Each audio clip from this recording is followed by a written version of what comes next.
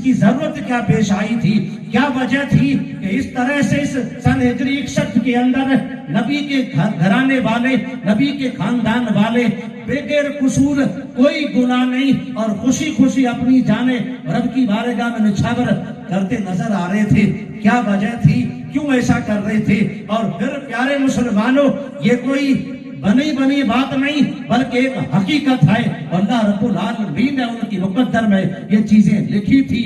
और जिन्हें पता हो कि हमारी मौत, हमारी शहादत, हमारा सफर, हमारी जिंदगी इस तरह से घटेगी और ऐसे ऐसे मामलात से हमें गुजरना पड़ेगा, मालूम होते हुए उन सारे मामलात को खुशी खुशी अपने सीने से लगाने का और तमाम तकलीफों को, तमाम दुखों को, तमाम जुल्म को, तमाम तशद्दुद को, तमाम बर्बरियत को अपने सीने से लगा करके पूरे अहले बैत के खानदान को, अपने कबीले वालों को ये वसीयत, ये नसीहत करने का, ऐ मेरे साथियों, ऐ मेरे घराने वालों, हमें तो ये कुर्बानी देने की है और इसकी जरूरत भी है। और जरूरत इसलिए है कि ये काम ऐसे वैसे और दीन का काम या मजहब इस्लाम का परचम वैसे बुलंद नहीं होगा। नबी पाक ने इसके लिए बड़ी मेहनत की है। पैगंबर गायबदा ने बहुत कुछ खोया है, इसके लिए बड़ा दुख सहा है।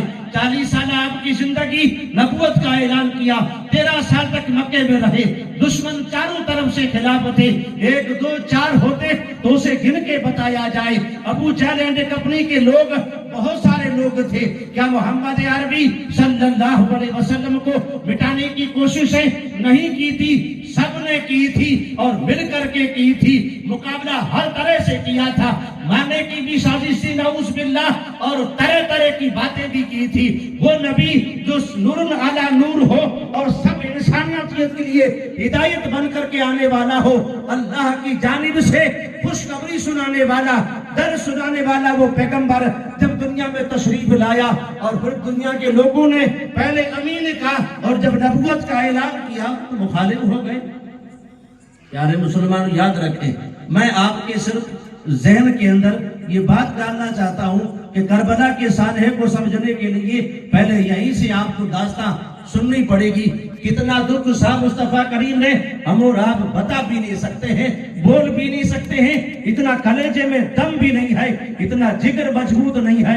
नूर वाले नबी की वो जिन लोगों ने आप पे सख्तियां की, भला एक गुनहगार उम्मती बयान कर दे, वो नहीं सकता है। हमने और आपने समझा भी तो क्या है, न जाने कैसी कैसी नाविलें, कैसे कैसे किसे, दुनिया के एक्टरों की बातें, दुनिया के क्रिकेटरों की बातें, उनकी हिस्ट्री, उनकी पैदाइश, उनका नाचना, उनका देखना, उनका लिबास, उनका रहना, उनका खाना, उनका पीना, ये सब जान लिया। लेकिन अफसोस है मालिया के मुसलमानों, है मेरे मुसलमान भाइयों, हमने और आपने नबी पाक अलैहिस्सलातु तस्लीम की मक्की जिंदगी को नहीं पढ़ा। वो नूर वाले पैगंबर सरापा नूर बन करके, सरापा रहमत बन करके अल्लाह के हुक्म से जब दुनिया में तशरीफ लेकर के आए, 40 साल तक सबने यही कहा था कि मोहम्मद बिन अब्दुल्ला जैसा कोई बंदा आया भी नहीं है। सबने अमीन भी कहा, सबने सादिक भी कहा, सबने सच्चा भी कहा, सबने अच्छा भी कहा, सबने वफादार भी कहा। लेकिन बाद में क्या हुआ, ऐलान नबूवत जब किया सब मुखालिफ हुए। 1 2 वाकयात नहीं, आपने बारहा सुना होगा। ऐसे ऐसे वाकयात दिल धड़क जाते हैं, कलेजा कांप जाता है। वो नूर वाले पैगंबर अगर मुस्कुराए तो सामने 1 2 नहीं बल्कि दूर तक दीवारें रोशन हो जाए। ऐसे मुकद्दस पैगंबर अलैहिस्सलातु तस्लीम की जात का कलमा हमने और आपने पढ़ा है। उन्होंने हमारे लिए और आपके लिए बहुत मेहनतें की, अपनों के साथ मेहनतें की, चाहने वालों के साथ मेहनतें की और दुश्मनों के साथ भी मेहनतें की। बहुत कुछ समझाया था। ताइफ के सफर का वाकया कोई बयान नहीं कर सकता है। नबी पाक अलैहिस्सलातु तस्लीम वहां तबलीग करने के लिए गए थे। ऐलान नबूवत के बाद घर नहीं बैठे थे। आपने बैठ करके कभी आराम से ये नहीं सोचा था कि मैंने तो पैगाम पहुंचा दिया है, अब कौन माने या ना माने ये हमारा काम नहीं है। दर दर पे आप गए थे, घर घर پہ آپ گئے تھے, قبیلے قبیلے پہ گئے تھے, بڑے پیار کے ساتھ سمجھایا تھا اور کہا تھا اے اللہ کے بندو, اللہ نے تمہیں دنیا میں بھیجا ہے ایک اللہ کی عبادت کرنے کے لیے, آپس میں ایک جٹ ہو کر کے رہنے کے لیے, اللہ رب العالمین کا سچا بندہ بن کر کے, اللہ وحدہ لا شریک کی عبادت کر کے آپس میں لڑنا جھگڑنا یہ اللہ کے بندوں کا کام نہیں ہے, خیانت کرنا یہ اللہ کے بندوں کا کام نہیں ہے, جھوٹ بولنا یہ اللہ کے بندوں کا کام نہیں ہے, ظلم کرنا یہ اللہ کے بندوں کا کام نہیں ہے, کسی کا مذاق اڑانا یہ اللہ کے بندوں کا کام نہیں ہے, رشوت لینا یہ اللہ کے بندوں کا کام نہیں ہے, اور پھر کتنی ساری خرابیاں تھی. مصطفیٰ کریم نے بڑے پیار کے ساتھ سمجھایا تھا. قربان جائیے, اصحاب کا جب جمگھٹا لگتا تھا اور مصطفیٰ کریم جب بولتے تھے پڑھیے صلی اللہ علیہ وسلم, تو پیارے مصطفیٰ کریم علیہ الصلوۃ والتسلیم کی زبان ہلتی تھی, کلام تو خدا بند قدوس کا رہتا تھا, نور برستا تھا.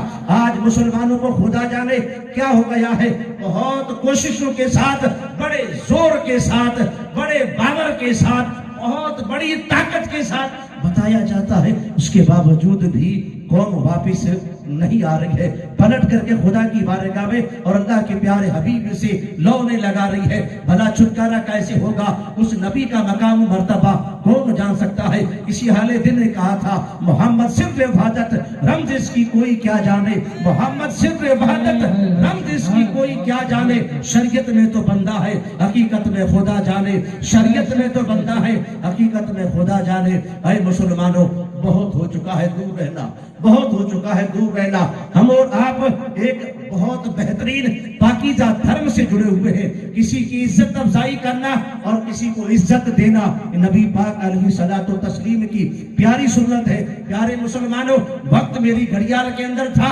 پورا ہو چکا, پتہ بھی نہیں چلا, ٹائم جو مجھے دیا گیا تھا وہ ختم ہو چکا. اللہ کرے کہ میرے بعد آنے والے میرے عزیز اسی کڑی کو آگے لے کر کے بڑھے. میں آپ کو بتاتا چلوں, ایک حدیث پاک سناؤں گا اور اس کے بعد سرسری نگاہ سے ایک بات بتا کر کے اپنے تاثرات کو پورا کروں گا. حدیث پاک یہ ہے کہ لوگوں کی عزت کیا کریں, مسلمانوں کی عزت کیا کریں, اور مسلمانوں کی قوم کا اگر کوئی عزت دار آدمی آ جائے تو نبی پاک نے فرمایا ہے ان کی عزت کریں, ان کی تکریم کریں. پیارے مسلمانوں, صرف آپ نے کرا ہی نہیں تھا بلکہ کر کے دکھایا تھا. ایک صحابی رسول جن کا نام ہے حضرت جریر بن عبداللہ رضی اللہ تعالیٰ عنہ, ان کے بارے میں سیدنا فاروق اعظم ارشاد فرماتے ہیں اللہ نے انہیں اتنا حسن دیا تھا, اتنے خوبصورت تھے, کیا فرمایا کرتے کہ اس امت کے یہ تو یوسف ہے, اس امت کے یہ یوسف ہیں. سن ہجری 10 میں کلمہ پڑھا تھا. آپ فرماتے مدینے پاک میں جب نبی پاک کے حجرے انور کے اندر باتیں ہو رہی تھی, لوگ آ گئے, حجرہ بھر گیا. یہ صحابی رسول تھوڑی دیر کے بعد پہنچے تو باہر بیٹھ گئے. کریم آقا نے جب دیکھا کہ میرا جریر باہر بیٹھا ہے, ان کے مقدس کندھوں پر نورانی چادر تھی, آپ نے لپیٹ کر کے پھینکی ہے, جریر ذرا اسے بچھا کر کے بیٹھ جا, ذرا اسے بچھا کر کے بیٹھ جا. یہ کتنی محبت تھی, بھلا کوئی کر سکتا ہے, یہ مدینے والے تاجور کے سوا کوئی نہیں کر سکتا ہے. اے مسلمانوں, یاد رکھیں, مت بھولیں مصطفیٰ کی ذات کو. جمعے کی رات اور جمعے کے دن درود پڑھنا بھی نہ بھولیں. وہی پیغمبر ہے جو قبر کے اندر چھٹکارے کا سبب بنائے گا. یہ عزتیں اسی نبی کے صدقے میں ملی ہے. ابو بکر کو جو کچھ ملا اسی نبی کا صدقہ, اور سارے اصحاب کو جو ملا اسی نبی کا صدقہ, اور کربلا کے امام حسین کو جو طاقت اور قوت جو ملی تھی یہ اسی نبی کا صدقہ ہے. پیارے مسلمانوں, تکبیر, نعرہ رسالت, عظمت مصطفیٰ, نعرہ تکبیر. پیارے مسلمانوں, یہ وہ کیفیات ہیں, ورنہ کوئی کر سکتا ہے ایسا, کوئی نہیں کر سکتا ہے, صرف نبی پاک علیہ الصلوۃ والتسلیم نے کیا ہے. آج ایک مسلمان دوسرے مسلمان کی عزت ہی نہیں کرتا ہے, ایسا ہرگز نہیں ہونا چاہیے. سب کی تعظیم کریں, سب کی توقیر کریں, یہ سب کچھ بھلا کر کے ایک جٹ ہو جائے. نبی کے غلام ہے, کلمہ پڑھا ہے. اور میں آپ کی خدمت میں جو تاثر پیش کرنے جا رہا تھا, نبی پاک کی قربانیوں کو حضرت ابو بکر صدیق نے اسے برقرار رکھا, اسے بھلایا نہیں, اسی مشن پہ کام کیا. آپ صلی اللہ علیہ وسلم کی مثال کے بعد آپ نے 2.5 سال تک خلافت کے کام کو انجام دیا. اس کے بعد سیدنا فاروق اعظم نے 10 سال تک بہت بہترین इंतजाम के अंदर इस काम को सर अंजाम दिया। उसके बाद सैयदना उस्मान गनी ने भी इस काम को बहुत बखूबी अंजाम दिया। 12 साल आपकी खिलाफत का दौर रहा, 6 साल बहुत आसानी के साथ गुजरे। 6 साल के बाद फितना हुआ और उस आपकी फितने के बाद आपकी शहादत का वही फितना सबब भी बना। उसके बाद मौला अली मुश्किल कुशा शेर खुदा ने चंद साल खिलाफत के काम को सर अंजाम दिया और वो 40-38 साल तक ये निजाम चला। और उसके 20 साल के बाद सन हिजरी 61 के अंदर वो करबला का साझा हुआ, जिसे दुनिया इंसानियत नहीं बल्कि मखलूक कभी कोई भुला नहीं सकती है। इंशाअल्लाह जिंदगी वफा की तो आने वाले दिनों में आपकी खिदमत में वो बातें रखी जाएगी। खुदा बंदे कुद्दूस की बारगाह में दुआ है कि मौला मुझे और आपको इसी गुफ्तगू पे अमल करने की तौफीक अता। आमीन आमीन आमीन।